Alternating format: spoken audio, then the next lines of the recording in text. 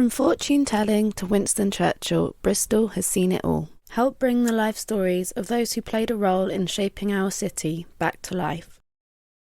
Creative Youth Network is redeveloping the courts on Bridewell Street, a Grade 2 listed building in Bristol's city centre, into a creative enterprise hub.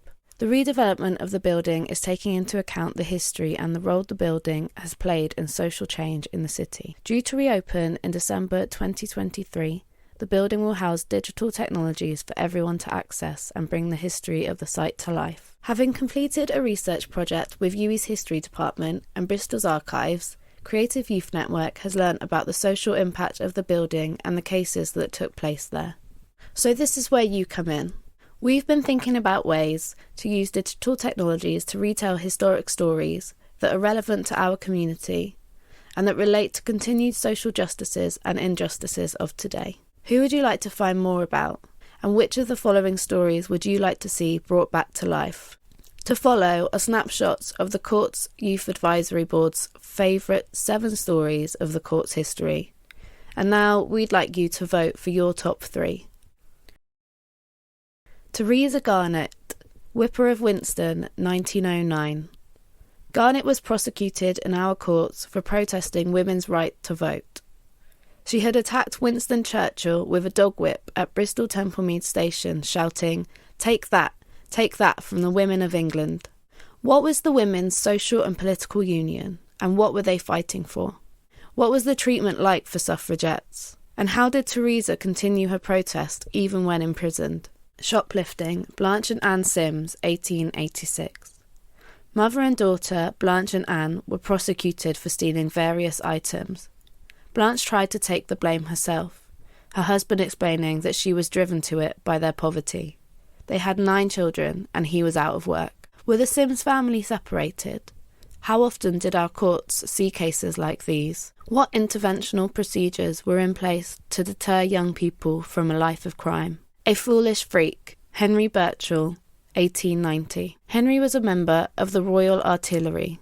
He was charged with being drunk and disorderly and for wearing women's clothes. The policeman who had arrested him didn't realise Birchall wasn't a woman until they reached the station. He was dining at the Pineapple Inn and was taken up on Frogmore Street. Both areas are now associated with LGBTQ+ bars and clubs. Is there historic continuity in the area as a safe space for the LGBTQ+ community? And why were Victorian men so concerned a man had passed as a woman? Madame Zara, fined for palmistry, 1900.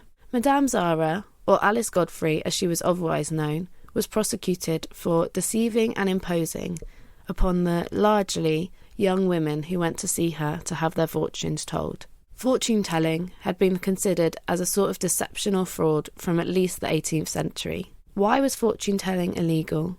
And what did Madame Zara do to protect herself against the law? Edmund Harris, charged with wandering the streets, 1890. Edmund was 10 when he appeared before the Bristol magistrates. While he faced the charge of wandering, the law was used not only to check his behaviour, but also to address his oppressive living conditions and difficult family relationships.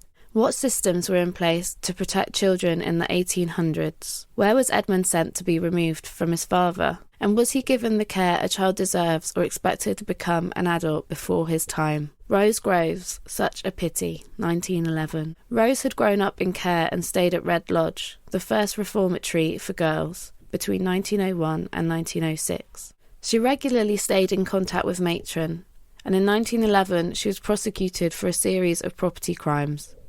Matron wrote in her journal, "It's such a pity a girl as promising should do this." Was Rose bad, or had the system failed her? And what was her future relationship with the law? A sad case, Sarah Ann Smith, 1896. Smith, a married woman with 12 children, 4 of whom had died, was arrested for stealing a roll of oilcloth. The Mercury newspaper described Smith's case as very sad indeed, as the defendant was a most respectable woman and had been an excellent mother, but the offence was entirely due to abject poverty. Smith's husband, who had broken his thigh, had been out of work for a long time and only received £1 a week. What support was there for people out of work at that time? Were the Smith family able to support their family? And what was the outcome of Smith's court case? You can vote for your top 3 stories by using the online poll or uploading a voice clip. If you'd like to get involved or find out more about the project, get in touch directly with Amber Ruth, our Youth and Community Inclusion Officer, on amber-ruth.watson@creativeyouth.network.org.uk.